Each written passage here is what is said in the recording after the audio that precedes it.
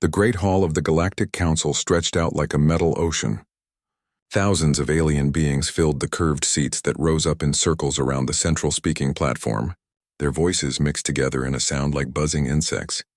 Some had tentacles that waved as they talked. Others had scales that changed color with their emotions. A few looked almost like humans, but with eyes too big or skin too blue. Ambassador Dongwu sat in the small human section near the back. His black suit looked plain next to the bright robes and metal armor worn by the other species. He kept his hands folded on the table in front of him. His face showed nothing, not anger, not sadness, nothing at all. On the main screen above the platform, numbers kept changing. The vote count climbed higher and higher. 847 species had voted yes. Only one had voted no. The Humans' Council leader Vextar stood at the center of the platform. His purple skin gleamed under the bright lights. Forearms gestured as he spoke in his deep voice that boomed through the hall speakers. "The motion passes," Vextar announced. "The mining rights to the Kepler system are now transferred from Earth to the hegemony. The primitive humans have proven they cannot handle such important work." Laughter echoed through the hall. Some aliens clapped with hands. Others made clicking sounds with their claws. The hegemony delegation, tall gray beings with no hair, nodded their large heads in approval. Dongwu remembered when humans first found the Kepler system. Captain Taemin had led the exploration mission. Dr. Jihai had spent 3 years making the dead planets livable. Engineer Kyung-ho had built the mining stations with his own hands. Hundreds of human workers had risked their lives to dig the rare metals from dangerous asteroid fields. Now it all belonged to someone else. Furthermore, Vextar continued, Earth's request for expanded trade routes is denied. Human ships are too slow for efficient transport. The Crystalline Collective will take over these duties. More laughter. The crystal beings in the front row sparkled as they celebrated. Their ships were faster than human vessels, but they charged 3 times as much for shipping. Smaller species who depended on trade would suffer, but the Council did not care about smaller species. Dr. Haewon watched from the observation deck above. She gripped the metal railing until her knuckles turned white. For 5 years, she had worked on solving the food crisis that threatened dozens of worlds. Her research stations grew new crops that could survive in harsh environments. But the Council had just given her funding to the Technological Union instead. They make better use of resources, was all Vextar had said. Captain Taemin sat next to Dongwu. His military uniform had medals from battles where he had saved Council worlds from pirates and invaders. The Council had called him a hero then. Now they said human tactics were too violent for civilized warfare. The final matter, Vextar said, concerns Earth's proposal for refugee assistance. The Council has decided that humans lack the cultural understanding needed for such delicate work. The Diplomatic Corps will handle all refugee matters going forward. Dongwu thought about the millions of beings his people had helped. When the Vorthan homeworld died in a solar flare, humans had given them shelter. When civil war tore apart the Nexian Empire, human peacekeepers had protected the innocent. When plague struck the outer colonies, human doctors had worked without sleep to save lives. All of that meant nothing now. Around the hall, aliens whispered to each other. Some looked pleased. Others seemed uncomfortable but said nothing. A few species in the back rows looked worried. They knew humans did good work, but they were too small and weak to speak against the major powers. Vextar raised all 4 arms for silence. These decisions reflect the Council's wisdom. Earth will learn to accept its proper place in the galactic community. Primitive species must be guided by their betters. The word primitive hit Dongwu like a punch. Humans had joined the Council 50 years ago. They had fought in every major war. They had solved problems no other species could handle. They had shared their discoveries freely with anyone who asked, but they were still called primitive. Dongwu stood up slowly. His chair made a small scraping sound against the floor. Around him, other humans turned to look. Captain Taemin raised an eyebrow. Dr. Jihai leaned forward in her seat on the observation deck. The hall grew quiet. Thousands of alien eyes focused on the lone human figure. "I request permission to speak," Dongwu said. His voice was calm and clear.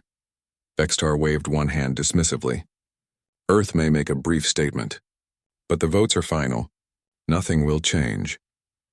Dongwu walked to the small speaking platform reserved for minor species. His footsteps echoed in the silent hall. He placed his hands on the podium and looked out at the sea of alien faces. "Honored members of the Galactic Council," he began. "For 50 years, humanity has served this body with loyalty and dedication. We have followed every law.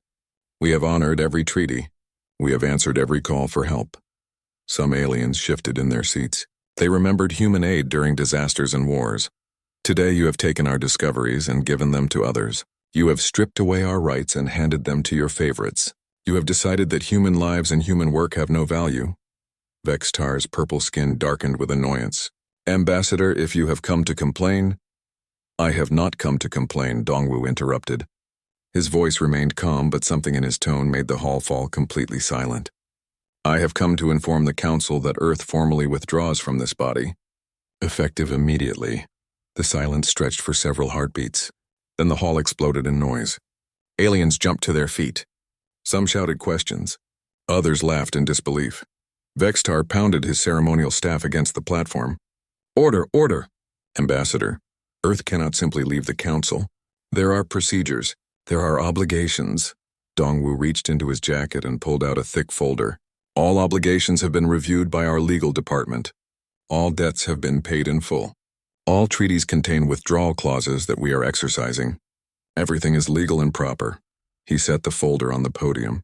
"This contains our formal resignation and the transfer of all Council property back to your control. It also contains the recall orders for all human personnel serving in Council positions." The laughter died away. Aliens began to realize this was not a joke or a negotiating tactic. Dr. Heiwan stood up in the observation deck. She looked down at Dongwu and nodded once. Then she turned and walked out. Her research on the food crisis would die with her departure. Captain Taiman rose from his seat. His medals caught the light as he straightened his jacket. He saluted Dongwu formally, then followed the other humans toward the exits. "This is madness," Vextar shouted. "Where will you go? What will you do? You need the Council." Dongwu picked up his folder and stepped away from the podium. He paused at the edge of the platform and looked back at Vextar. "We offered partnership," he said quietly. "You demanded obedience. We choose neither." Then he walked out of the hall. Behind him, the other humans followed in complete silence. They did not argue. They did not threaten. They did not slam doors or make angry speeches. They simply left. The great hall fell quiet again. Thousands of aliens stared at the empty human section.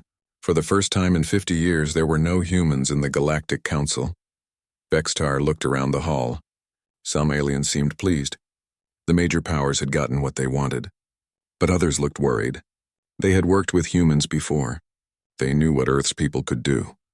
"Good riddance," Vextar finally said. "The Council is stronger without them."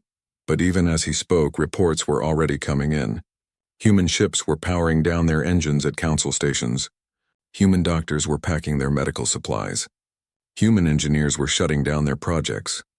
The humans were not just leaving the Council, they were leaving everything behind. Dr. Heiwan stood in her laboratory on Research Station 7. Around her, machines hummed quietly as they grew new types of grain in special containers. These crops could survive on worlds where nothing else would grow. She had spent 5 years developing them to feed hungry people across the galaxy. Now she was turning everything off. Her assistant, a young Vorthon named Kelzix, watched with confusion. "Doctor, what are you doing? The harvest will be ready in 3 days. Millions of people are waiting for this food." Heiwan's fingers moved across the control panel. One by one, the growing chambers went dark. "The Council has given this project to someone else. They no longer want human help." "But the Technological Union does not know how to grow these plants," Kelzix protested. "They have never worked with this type of farming. People will starve." "That is not my problem anymore," Heiwan said. She felt sad, but her voice stayed calm. "I offered to teach them everything. The Council said humans were not smart enough for this work." She picked up a small bag and began packing her personal items. Photos of successful harvests on different worlds. A sample of the first grain she had created. A thank you note from a colony that had survived because of her work. "Where will you go?" Kelzix asked. "Home," Heiwan answered. "Earth has called all its people back." On the mining platform in the Kepler system, engineer Kyung-ho worked through the night. But he was not building anything new. He was carefully removing every piece of human technology from the mining equipment. The machines were huge and complex.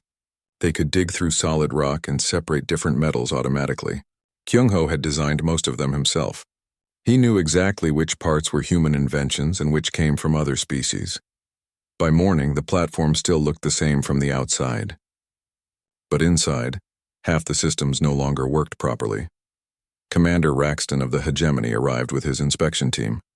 "Human, you will show us how to operate these machines. Then you will leave." Kyung-ho handed him a data pad. "Everything you need to know is in there. The basic operations are simple enough." Raxton looked at the pad with its thousands of pages of technical information. "This is too much. Just tell us the important parts." "It is all important," Kyung-ho said. "Mining asteroids is dangerous work. One mistake can destroy the entire platform." "We are not children," Raxton snapped. "We can figure it out ourselves." Kyung-ho nodded and picked up his tool bag. "Good luck." He walked to the transport ship that would take him back to Earth. Behind him, the Hegemony workers began pressing buttons and pulling levers, without reading the instructions first. "Admiral, So Young received the recall order while her fleet was patrolling the border between Council Space and the Wild Zone. Pirates often came from the Wild Zone to attack peaceful planets. Human ships had stopped most of these raids for the past 10 years. Her second-in-command, Captain Minho, looked worried as he read the message. "Admiral, if we leave now, the entire border will be undefended. The Council Defense Force is spread too thin to cover our patrol routes." "That is their problem to solve," So Young replied. "Signal all ships. We return to Earth immediately. What about the colonies we are protecting? Some of them have no other defenses." So Young stared out at the stars through the bridge window. She had saved many of those colonies from pirate attacks. Some had become good friends over the years, but orders were orders. "Send them our patrol schedules and weapon frequencies," she said finally. "It might help them survive until the Council sends replacements." The human fleet turned away from the border and jumped to faster-than-light speed. Within hours, they were gone. On Trade Station Omega, Coordinator Minsu was having the busiest day of his career. But not in a good way. Ships from dozens of species wanted to know what would happen to their shipping contracts now that humans were leaving. The human transport network connected distant parts of the galaxy. Their ships were not the fastest, but they were reliable and cheap. "I do not understand," said Captain Fellmare, a trader from the Outer Rim. "My contract is with Earth Transport Company. Why does it matter if humans leave the Council?" Minsu looked tired. He had been answering the same question all day. Earth Transport Company is a human business. All human businesses are leaving Council space. But my cargo is already loaded on your ships. Your cargo will be delivered as promised. But after that, no more contracts. Captain Fellmare's tentacles waved frantically. "Who will carry my goods then? The Crystalline Collective charges 3 times as much. I am sure you will find someone," Minsu said politely. But privately, he knew the truth. The galaxy was a big place. Human ships carried goods between worlds that no other species bothered to visit. When the humans left, those trade routes would disappear. At Embassy Row on the Council's capital world, diplomat Yu Jin was closing the human embassy for the last time. She had worked in this building for 15 years. The walls were covered with gifts from grateful species and photos of successful negotiations. Ambassador Glixara from the Arctanian Republic came to visit. "Yu Jin, my friend, surely this is all a mistake. Humans cannot really be leaving." Yu Jin sealed another box of documents. "It is not a mistake. The Council has made its position clear. We are not wanted here. But what about the trade agreement we were discussing? My people need human medical technology. You will have to negotiate with someone else now." Glixara's blue skin turned pale. "No one else understands our biology like human doctors do. We have worked together for 20 years. 20 years of partnership," Yu Jin agreed.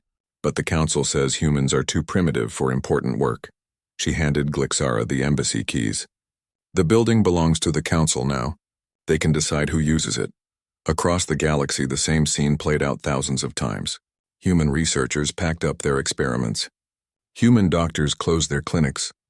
Human teachers left their classrooms. Human peacekeepers abandoned their posts. They did not make speeches or demands. They did not ask for apologies or beg to stay. They simply finished their current work and left quietly. Some aliens tried to convince them to remain. Dr. Thex Iman from the Medical Corps offered Dr. Boram a huge salary to keep working on plague research. She politely declined. Captain Nick Salor of the Defense Force asked Admiral Inho to stay as a tactical advisor. Your strategies have saved thousands of lives, she argued.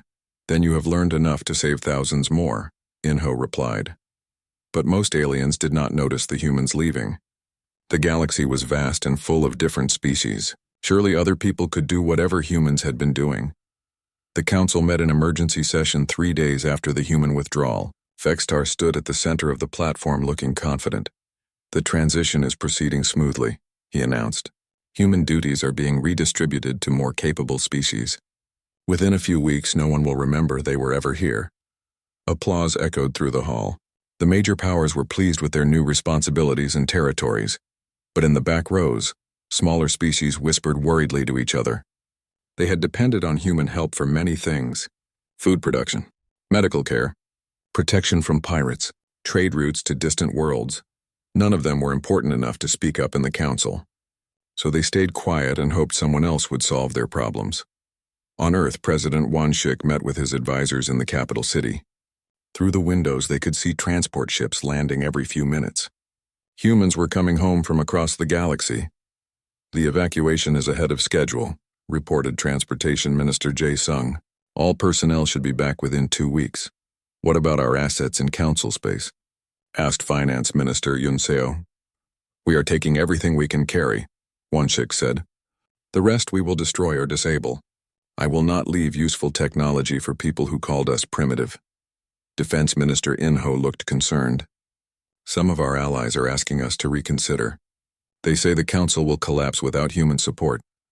Wonshik stared out at the ships bringing his people home. Many looked happy to be back on Earth. Others seemed sad to leave friends behind. But all of them had chosen to come home rather than work for people who did not respect them. The council made its choice, he said finally. Now they can live with it. Outside, more ships landed in the growing spaceport. Each one carried humans who had decided that dignity was more important than staying where they were not wanted. The exodus was almost complete, and in the vast galaxy beyond Earth's solar system, the first problems were already beginning. 18 months had passed since the humans left, and Counselor Zephyrian was having a very bad day. He stood in his office looking at reports from Vega Colony. The planet was dying, and there was nothing he could do about it. The atmospheric processors that kept the air breathable were breaking down one by one.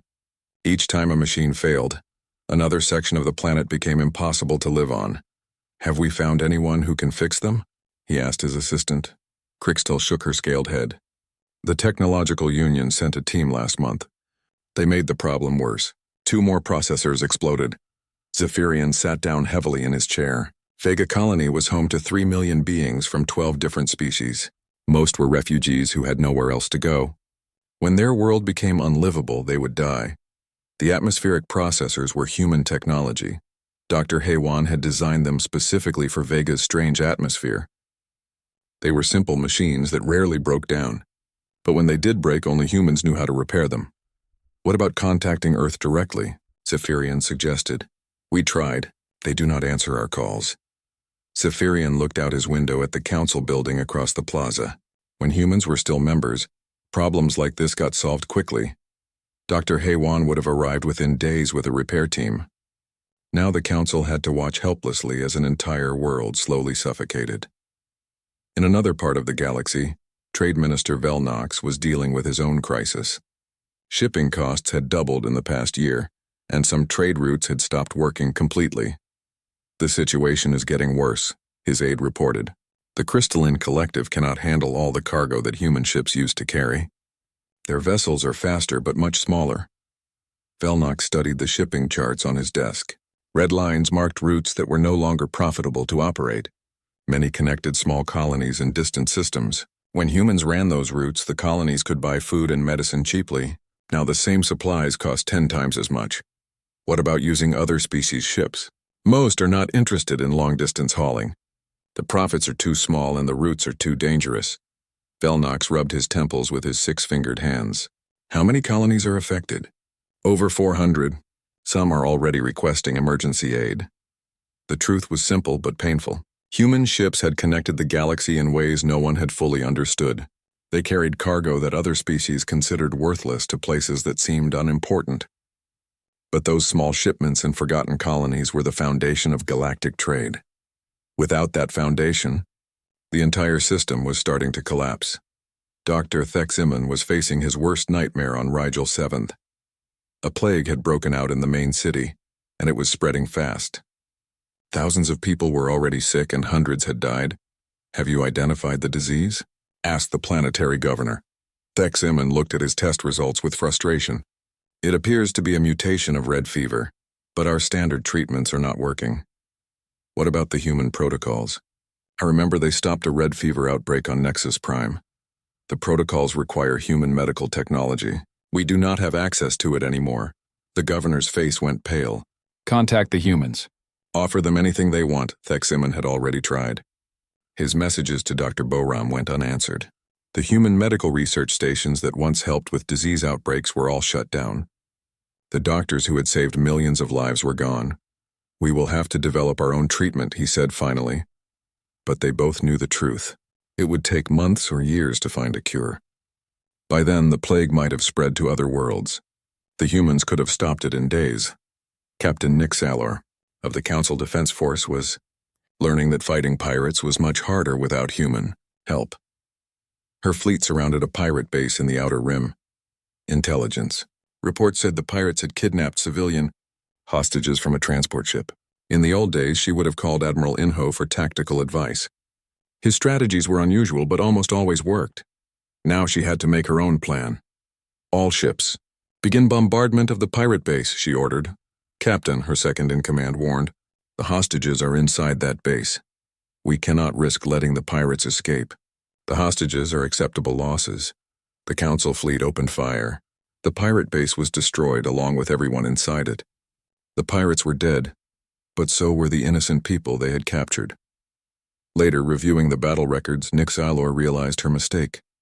Admiral Inho would never have attacked the base directly. He would have found a way to save the hostages while still defeating the pirates.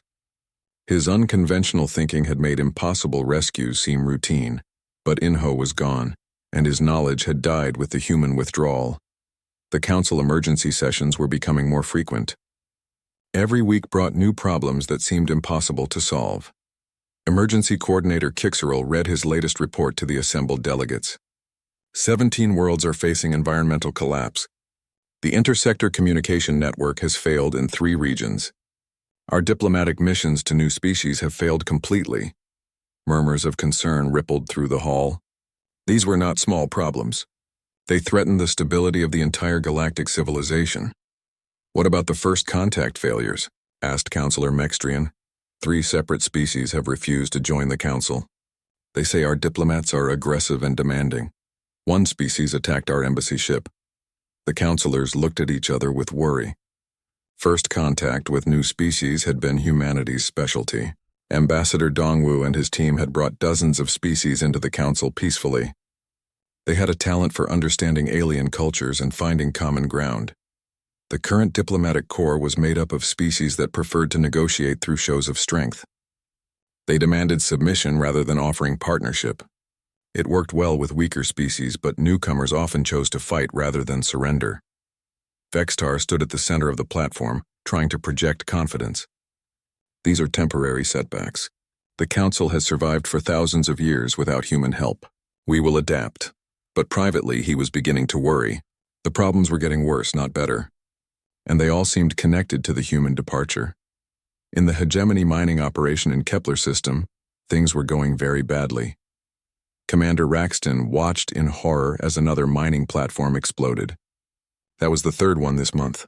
Each explosion destroyed valuable equipment and killed workers. "What went wrong this time?" he demanded. His chief engineer, Voxtan, looked frightened. The pressure readings seemed normal. Then the containment field failed and the plasma erupted. Raxton studied the human technical manuals that Engineer Kyung-ho had left behind. The documents were thousands of pages long and full of warnings about dangerous situations. But they were written in technical language that was hard to understand. "Did you follow the safety procedures?" "Which ones?" "There are hundreds of different procedures for different situations." That was the problem. The human mining operation had looked simple from the outside, but it depended on complex safety systems and careful procedures that prevented accidents. When those systems were not properly maintained, the mining platforms became death traps. The hegemony had gained the mining rights they wanted. But they were producing less metal than the humans had while suffering constant disasters. The operation was becoming more expensive than profitable. Across the galaxy, similar problems were appearing everywhere humans had once worked. Food production was falling as alien species struggled to maintain human agricultural systems. Medical research had slowed to a crawl without human innovation. Trade routes were collapsing as shipping became too expensive for smaller colonies. The Council's response was always the same: blame other species for the problems. The hegemony was accused of incompetence in the mining operation. The Technological Union was criticized for failing to solve the atmospheric processor crisis. The Crystalline Collective was attacked for raising shipping prices. No one wanted to admit the real truth. The humans had not just been another member species. They had been the glue that held galactic civilization together. Their engineering kept dangerous systems running safely. Their medicine saved lives that other doctors could not help. Their diplomacy prevented wars that might have destroyed entire regions. Their ships connected distant worlds that would otherwise be isolated. But the Council had called them primitive and driven them away. Now, as problems mounted and solutions remained out of reach, some delegates were beginning to ask uncomfortable questions. Where did the humans go? Councillor Zephyria asked during a closed session. Who cares? Vextar replied. They are gone, and we are better off without them. But reports were starting to come in from the galactic rim. Ships had detected unusual energy signatures in deep space, new types of faster-than-light travel that no known species possessed, strange signals that might be communications between hidden colonies. The humans had not just left the Council. They had disappeared entirely from known space. Intelligence Chief Kexmaron had been trying to track them for months without success. It is as if they never existed, he reported. All human worlds in Council space are empty. Their ships are gone. Even their old trade records have been deleted from most databases. They cannot have simply vanished, Vextar insisted. Perhaps not vanished, but certainly hidden. As the counts 3 years after the human departure, the Galactic Council was falling apart. Emergency Coordinator Kixeral stood before the Council Assembly with the longest crisis report in galactic history. His voice was tired as he read from the datapad that seemed to contain nothing but bad news. 17 worlds are now completely uninhabitable due to environmental system failures. The communication network between the core worlds and the outer rim has collapsed entirely. Food shortages affect over 200 colonies. The Council Defense Force has lost 60% of its ships to pirate attacks or mechanical failures. The Great Hall was only half full. Many species had stopped sending representatives to council meetings. Some could not afford the travel costs now that shipping prices had increased so much. Others had withdrawn from galactic politics entirely, choosing to focus on their own survival. Kixeral continued reading. First contact with new species has resulted in 3 open wars. The hegemony mining operations are producing 30% less metal than 3 years ago while suffering 5 times as many accidents. Medical research has practically stopped. We have no effective treatments for 12 different diseases that are spreading through populated systems. Councillor Mextrian stood up from his seat. Surely the situation is not as bad as these reports suggest. The galaxy survived for millions of years before humans arrived. Did it? Asked Councillor Zephyria quietly. I have been reviewing historical records. Before humans joined the Council, we had constant wars between species. Trade was limited to nearby systems. Most worlds were isolated and poor. Medical knowledge was primitive. The period since humans joined has been the most peaceful and prosperous in galactic history. Uncomfortable silence filled the hall. No one wanted to admit that the primitive humans had been so important. Vextar banged his ceremonial staff for order. The Council will not engage in pointless speculation about the past. We must focus on practical solutions to current problems. What solutions? Demanded Trade Representative Velnox. We have tried everything. Other species cannot replicate human technology. Our research teams cannot solve problems the way human scientists did. Our military cannot protect trade routes without human tactical knowledge. Then we will demand human assistance, Vextar declared. They are citizens of this galaxy. They have obligations to help in times of crisis. Intelligence Chief Kexmuron stood slowly. His expression was grim. That may not be possible.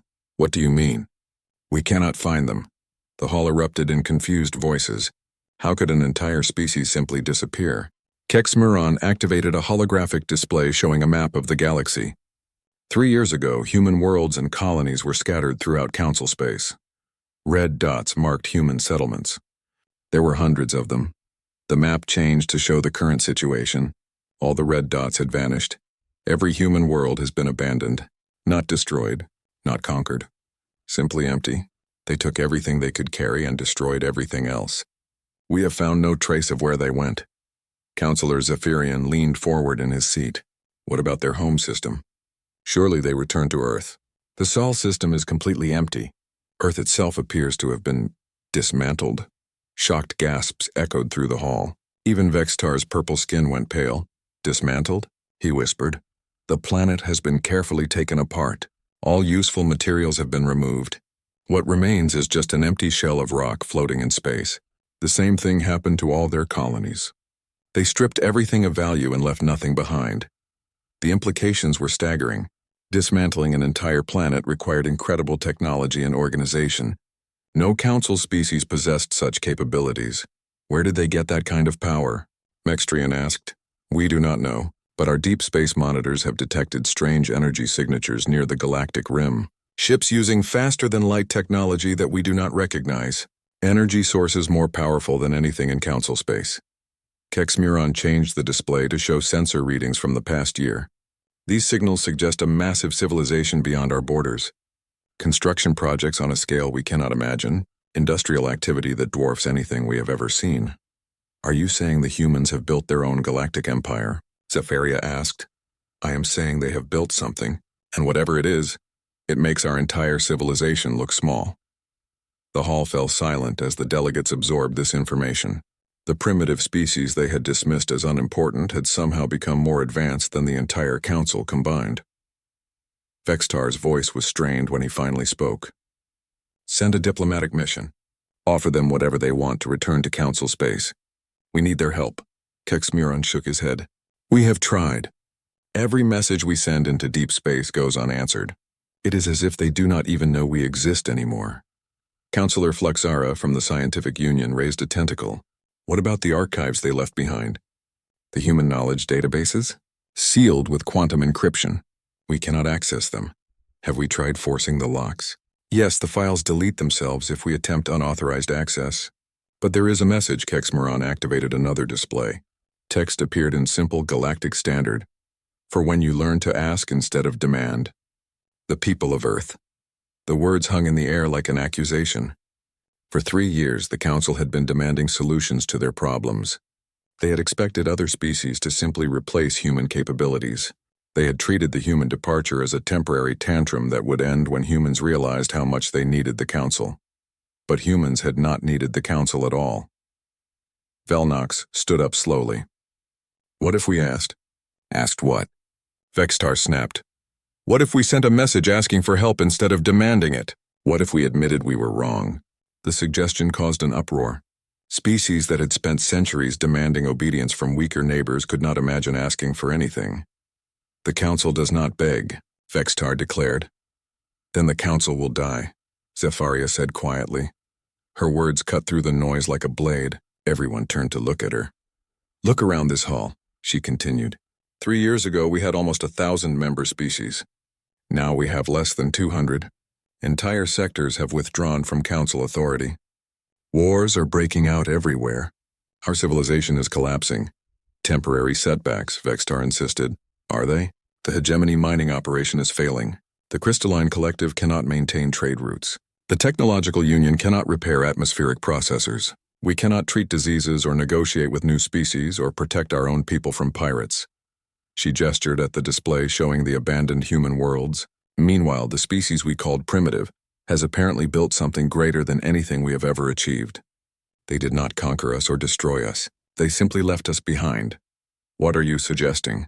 I am suggesting that perhaps we were wrong. Perhaps humans were not primitive. Perhaps they were the most advanced species in the galaxy and we were too proud to see it. Mextrian nodded slowly. Their technology always seemed simple, but it worked better than ours. Their medicine was less sophisticated than ours, but it saved more lives. Their ships were slower than ours, but they connected the entire galaxy. They made everything look easy, Velnox added. We thought that meant they were simple. But maybe it meant they were brilliant. The delegates sat in uncomfortable silence. For thousands of years, they had measured advancement by complexity and power. Humans had built things that were simple and efficient instead of complicated and impressive. The council had mistaken elegance for primitiveness. Kixeril looked at his crisis reports. If we cannot contact the humans, what do we do about these problems? We solve them ourselves, Vextar said firmly. The council is strong enough to survive without human help. But even as he spoke, new reports were arriving. The war between the Crystal Collective and the hegemony was spreading. Plague had broken out on 6 more worlds. 2 entire sectors had declared independence from council authority. In his private office after the session, Vextar stared out at the capital city. Once it had been the center of a thriving galactic civilization. Now many buildings stood empty as species withdrew their embassies and trade missions. His aide brought him the latest intelligence reports. Sir, our deep space monitors have detected something new. What now? A single ship approaching from beyond the galactic rim. It appears to be using human technology, but far more advanced than anything we have seen before. Vextar felt his heart skip a beat. Are they coming back? Unknown. The ship is still weeks away at current speed. But sir, it is not heading for council space. Where is it going? The Andromeda Galaxy. Vextar stared at the report in disbelief. Humans were not just building a new civilization in their own galaxy. They were traveling to other galaxies entirely. The species the council had called primitive had become explorers of the infinite cosmos, and they had left the council far behind. 5 years after humanity walked away, the Galactic Council existed in name only. Last Chancellor Vextar sat alone in his office, looking out at a city that was dying. Half the buildings on Embassy Row stood empty. The great spaceport that once welcomed thousands of ships each day now saw maybe a dozen. The markets that had sold goods from across the galaxy were mostly closed. His aide, one of the few staff members still working, brought him the daily reports. Sir, the Outer Rim Confederation has formally withdrawn from the Council. That brings our membership down to 173 species. Vextar took the report without looking at it. What about the peace talks between the hegemony and the Crystal Collective? Failed again. The war is spreading to neutral systems. Refugee ships are fleeing the conflict zones, but most worlds refuse to accept them. Food and medical supplies are too expensive. The disease outbreaks? Worse. Dr. Theximon estimates that 12 million beings have died in the past year alone. The plagues are spreading faster than we can track them. Vextar closed his eyes. 12 million dead. Before the humans left, the worst disease outbreak in Council history had killed maybe a few thousand people before human doctors found a cure. Sir? His aide continued hesitantly. There are reports of something else. Some of our remaining colonies are leaving. Entire populations are abandoning their worlds. They are loading everything they can carry onto ships and disappearing into deep space. Intelligence suggests they are trying to find the humans. Vextar was not surprised. For months, desperate species had been sending expeditions beyond the galactic rim, hoping to locate the vanished human civilization. None had returned with good news. A soft chime indicated an incoming message. Vextar's aide checked the communication panel and looked puzzled. Sir, we are receiving a signal from the abandoned research station in the Kepler system. That station has been empty for years. Yes, sir, but something is broadcasting from there. Vextar activated the main display. The image showed the interior of what had once been Dr. Haywan's agricultural research laboratory. The room looked exactly as she had left it 5 years ago, with one addition. A holographic projector sat on the main desk, displaying the image of a middle-aged human male. The figure wore simple clothes and had kind eyes. Text at the bottom of the screen identified him as Dr. Hyunwoo, Chief Archivist of Earth. Greetings to whoever receives this message, the hologram said. I am recording this in the final days before our departure from Council space. If you are watching this, it means you have finally learned to ask for help instead of demanding it. Vextar's aide looked confused. Sir, how is this possible? We have been trying to access human archives for years. On the screen, Dr. Hyunwoo continued speaking. For 50 years, humanity offered its knowledge freely to the Galactic Council. We shared our discoveries, our medical advances, our technological innovations. We asked for nothing in return except the chance to be partners in building a better galaxy. The hologram paused, as if remembering something sad. Instead, you told us we were primitive. You took our discoveries and gave them to others. You treated us as servants rather than equals, so we made a choice that you forced upon us. Vextar leaned forward in his chair. This was the first communication from humans since Ambassador Dongwu's final speech. We are leaving behind complete archives of human knowledge, Dr. Hyunwoo explained. Everything we learned about medicine, engineering, agriculture, diplomacy, and more.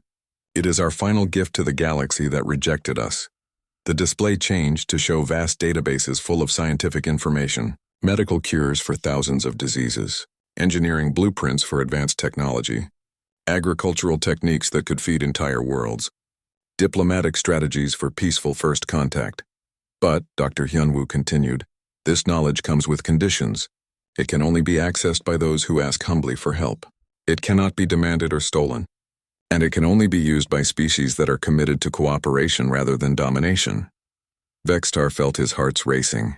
This could solve all the Council's problems. With human knowledge, they could cure the plagues, repair the failing technology, restore the trade networks. To access these archives, the hologram explained, you must first acknowledge 3 truths. First, that humanity was never primitive, but rather possessed wisdom that you failed to recognize. Second, that cooperation produces better results than domination. Third, that all species, regardless of their power or technology, deserve to be treated with respect and dignity. The image of Dr. Hyunwoo looked directly at the camera. If you can accept these truths, simply say, we ask for your help to activate the archives. If you cannot, then you have learned nothing from our absence, and our knowledge would be wasted on you. The hologram faded, leaving only a simple text prompt. Please state your request. Vextar stared at the screen for a long moment. Everything the Council needed was right there, waiting for him to speak 3 simple words. But those words meant admitting that everything he had believed for his entire career was wrong. His aide watched nervously. Sir, what should we do?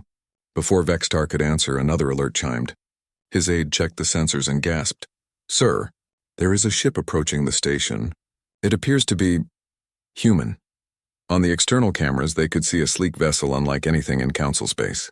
It moved with impossible grace, its hull shimmering with energy fields that no known technology could produce. As they watched, it docked smoothly with the research station. A few minutes later, a new figure appeared on the communication screen. She was a young human woman wearing a uniform that seemed to be made of liquid starlight. Text identified her as Captain Sujin of the Human Republic vessel Harmony. Greetings, Chancellor Vextar, she said. Her voice was calm and friendly, showing no anger or resentment. I am here to deliver a message from President Wanshik of the Human Republic. Vexatar found his voice. Captain, where have your people been? We have been trying to contact you for years, Sujin smiled. We have been busy, building a new kind of civilization based on cooperation instead of domination. We have established colonies in 17 different galaxies and made peaceful contact with over 400 new species. The casual mention of 17 galaxies hit Vextar like a physical blow. The Council had never even left their home galaxy. Humans were exploring the entire universe. We know about the troubles you have been facing, Sujin continued. The plagues, the wars, the economic collapse. We are sorry that so many beings have suffered. Then why did you not help us? Because you never asked. For 3 years you have been demanding that we return and fix your problems. You have been trying to force access to our archives. You have been sending military expeditions to find us. But you have never once simply asked for help. Vextar looked down at his hands. It was true. Even in their desperation, the Council had approached the human absence as a problem to be solved, rather than a relationship to be repaired. What would happen if we asked? He said quietly. Try it and see. Vextar looked at the prompt still waiting on Dr. Hyunwoo's recording. 3 words that would save millions of lives. 3 words that would restore galactic civilization. 3 words that would require him to admit he had been completely wrong about everything. He thought about the empty cities, the dead worlds, the species that had withdrawn from galactic society entirely, the wars that raged because no one knew how to make peace, the plagues that killed millions because no one knew how to stop them. He thought about Ambassador Dongwu's final words. We offered partnership. You demanded obedience. We choose neither. Finally, Vextar spoke. His voice was barely a whisper at first, then growing stronger. "We ask for your help." The archives activated immediately. Screens throughout the research station lit up with human knowledge. Medical databases that could cure every known disease. Engineering specifications for technology that could repair damaged worlds. Agricultural systems that could feed the hungry. Diplomatic protocols that could end the wars. But more than that, the files contained something the Council had never expected. Instructions on how to build a society based on cooperation rather than conquest. Captain Sujin nodded approvingly. The Human Republic would be honored to share this knowledge with species that are committed to peaceful cooperation. We are also prepared to offer membership in our new Galactic Confederation. Membership? Not as subjects or servants, but as equal partners. We have learned much in our travels beyond this galaxy. We have met civilizations that make our old council look primitive.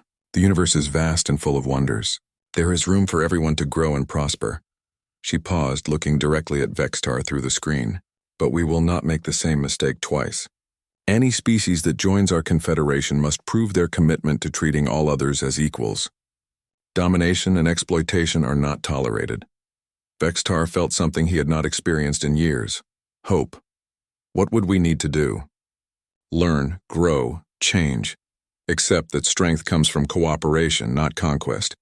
It will not be easy for species that have spent centuries believing in their own superiority. But it is possible. The screen changed to show images from human space, worlds where different species work together on massive projects.